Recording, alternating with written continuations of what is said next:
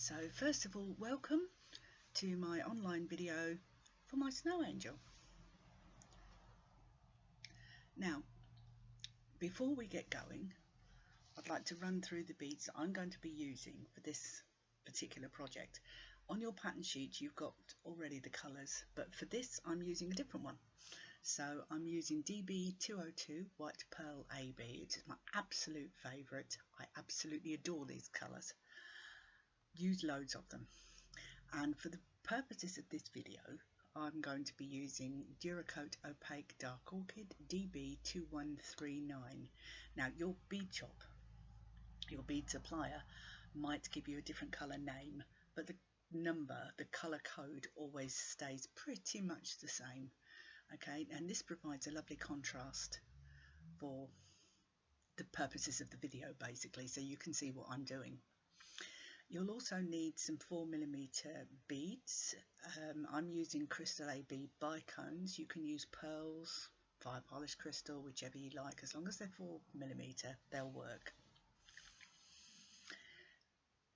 Add to that, for the head, you'll need a 14mm pearl and a 6 or 8mm pearl. Now this 6 or 8mm pearl goes inside the body and it doesn't show, so if you've got a damaged bead or a misshaped bead, that's a perfect use for it.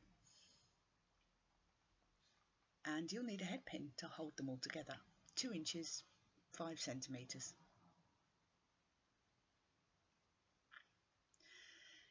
You'll also need your thread, of course. I'm using Fireline Ultra 8 Carrier. Any of the Firelines will do. This is £6 test weight, although it says 16, but it's actually 0.12mm, so it's roughly £6. It's nice and fine, nice and strong, and helps to be stiff for the angel to hold everything in shape. You can also use Nanofill. You'll also use a needle, of course. Size 10 or 11 is what I recommend.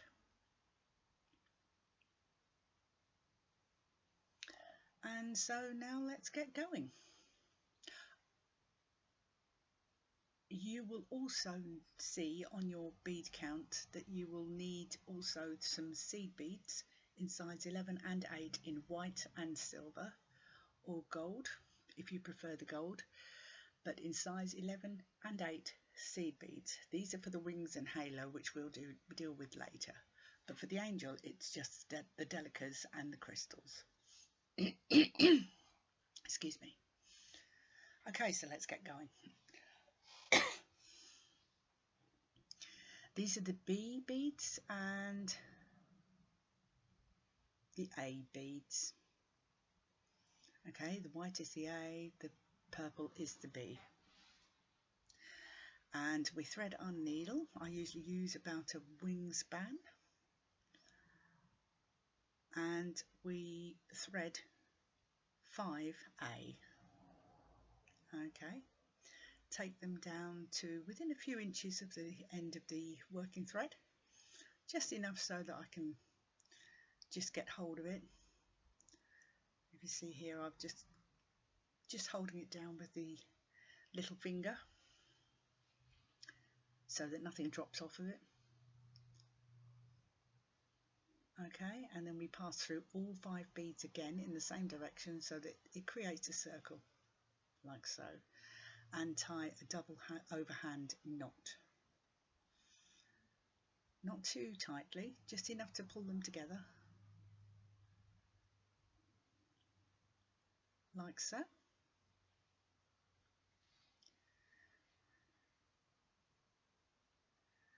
Okay, and then we pass through one more bead to separate the tail and the working thread.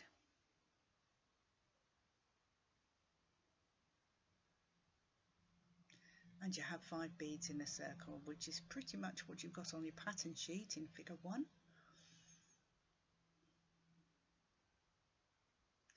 Alright, and then we continue round 2, which we add 1 B in between each of the A beads, like so. 1 B and pass through the A. 1B, pass through the A,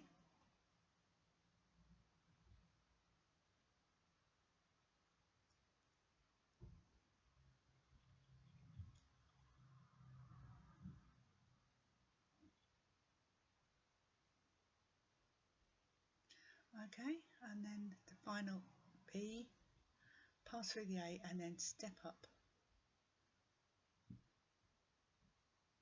Oops.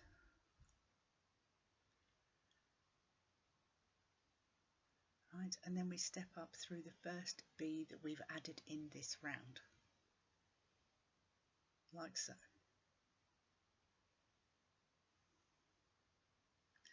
Alright, so you've got 5B going around the circle, and we'll just check on our pattern sheet.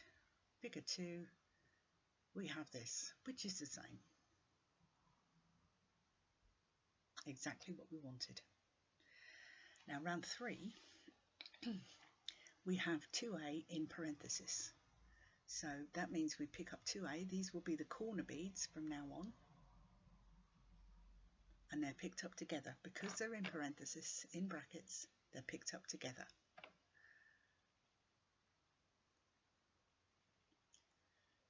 And we pass through the next B.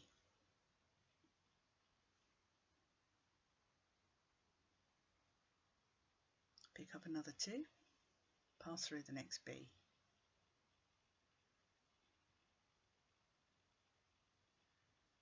Another 2,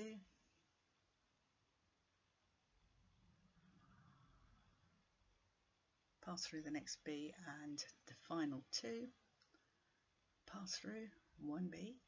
And now this time we step up only through 1 bead, like so, okay, just through the 1 bead, the first bead of the pair. And this is what you have, which is the same as figure 3 in your pattern sheet, just like this. It's exactly what you want. Now round 4 calls for 1A and 1B. The 1A is in parentheses, so that goes between the pair of A's that you added in round 3. And then 1B along the side,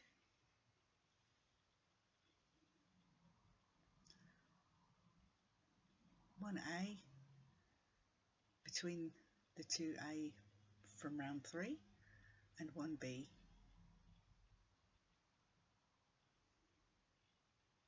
1A,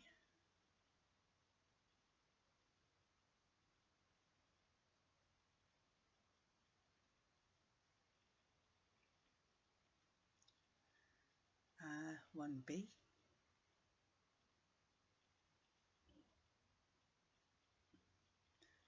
1A,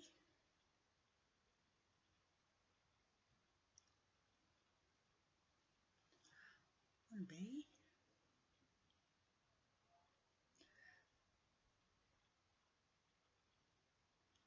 the last A,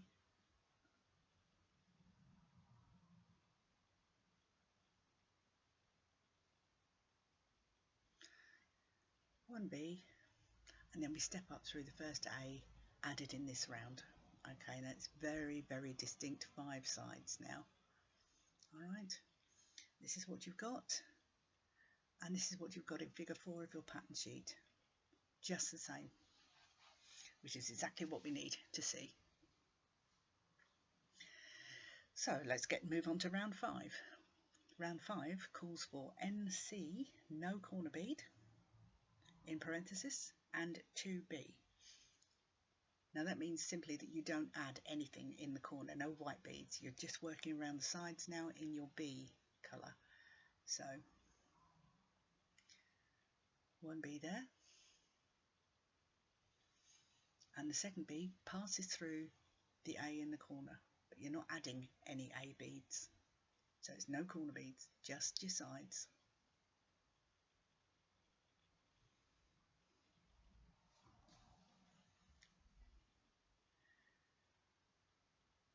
Okay, like so.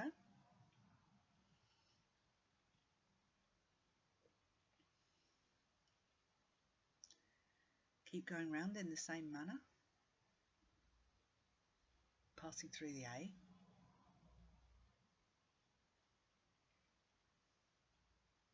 And as you can see, each row is getting slightly longer as we're increasing.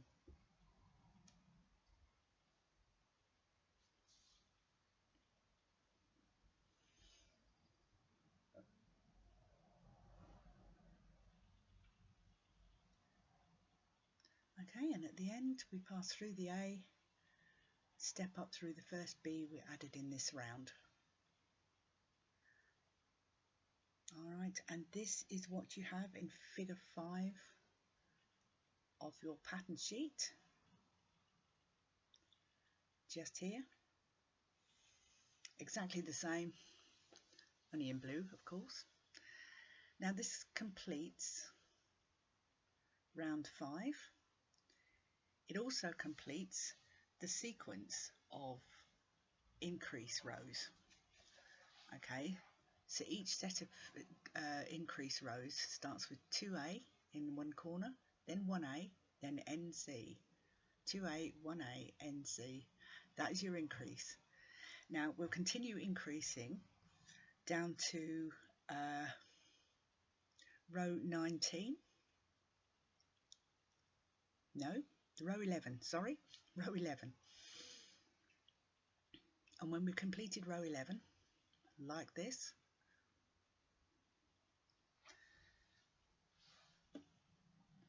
okay, we've done 3 lots of increases now. So this last row was NC, 4A, sorry, 4B, NC, 4B, all the way around. So now we'll continue with row 12 and we're going to start going straight.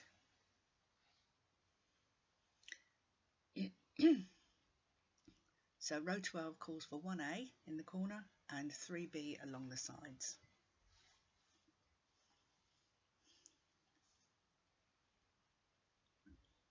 So that's your 3B, 1A in the corner,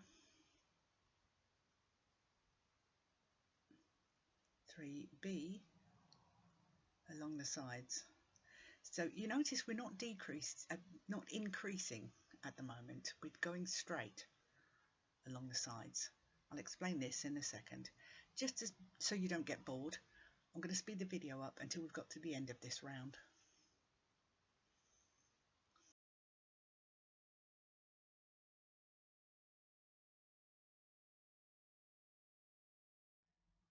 Okay, so here we are at the end of round 12, and we just add the final A in the corner and step up through the B. That's the first bead we added in this particular round. Now you'll see it's starting to curve over, that's fine, that's what we want. We're also going to have straight sides coming out here like a tube because we're not increasing anymore. In my pattern sheet it looks a bit like a starfish, but I had to do this to show you how the sides are developed. But the reality is, looking at it from this angle, you can't actually see how the sides are growing behind it because it is forming a tube. Okay, so I've added the sides coming out just in the picture so that you can see how the sides are developing.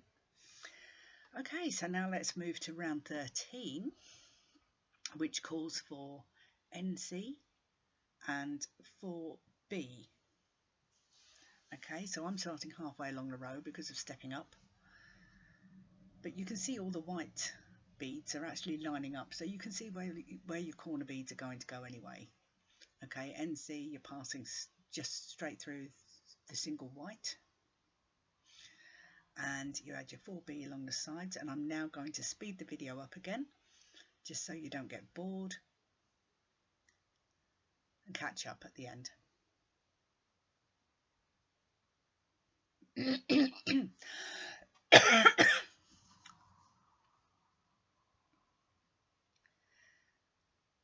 Alright, so here we are. Just add the final B and step up through the first B that we've added in this round.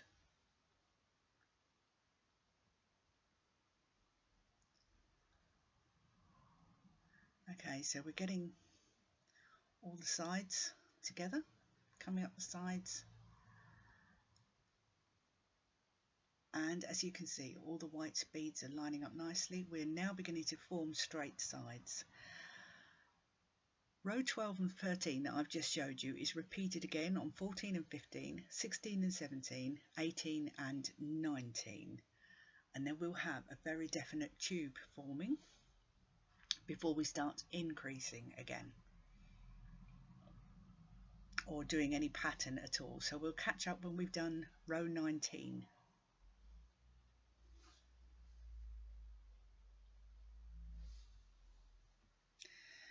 And here we are. Row 19 has now been completed, and as you can see, we have a very definite tube forming now. No thread showing. Note, it doesn't look like a starfish, it's actually a tube. Now on row 20 we start also adding some pattern along the sides.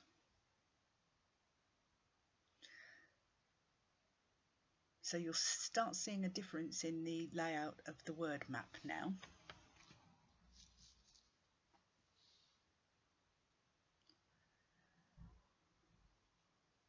So round 20 calls for 1A in parenthesis, 1B, 1A, 1B. Okay, now I'm part way through the round. So I'm adding the 1B, the 1A and the 1B. And then the A in parenthesis in the corner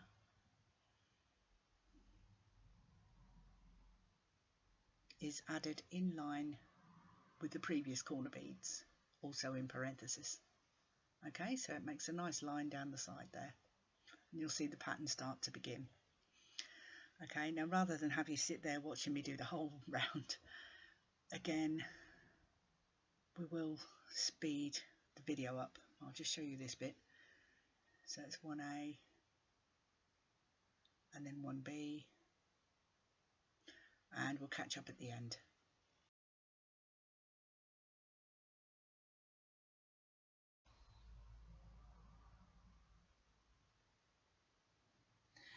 And so as we add the last B in round 20 and the last A in the corner,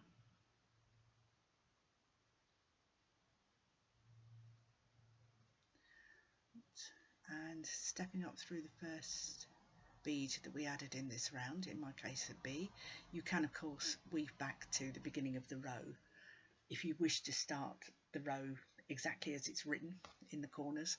You can. It's forming a very distinct tube now, and you'll see that these white beads are all in line. Okay, that's what you want, all the corner beads in parenthesis in a line. And this will follow through all through the angel. All these white lines will always be in line, even though we'll stop using the white and start using purple for the increases. It will still follow through all the way down the entire angel. Okay, now let's get started on row 21.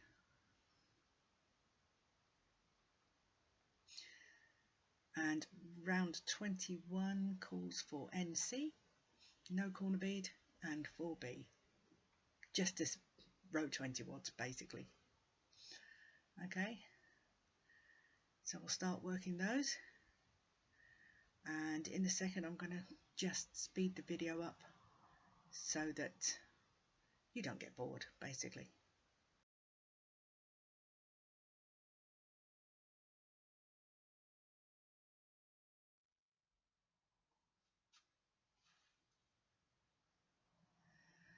Alright, so we're just coming to the end of round 21 with the NC and 4B,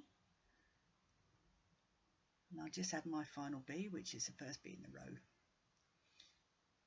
in this instance. But if you wish, of course, you can weave back to the start of the round so that you can bead along each round as it's written, or you can work out where you are in the row.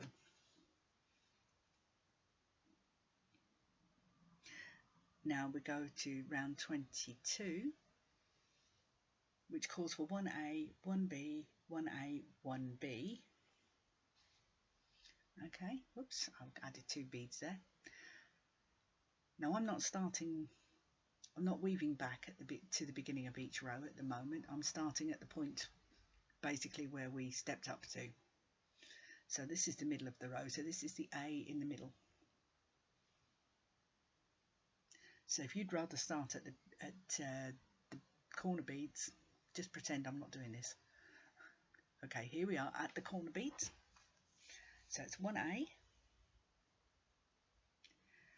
and as you can see, they all line up quite nicely, and it will follow through all down to the angel, right down to the bottom of the skirt. Even when we stop using the white beads, it will still follow through all the way down to the bottom, through the increased beads in the skirt and everything. Okay, so now we've got 1B, 1A, 1B, and I'm not going to bore you to tears and have you watch all this. I'm just going to speed the video up and catch you up at the end.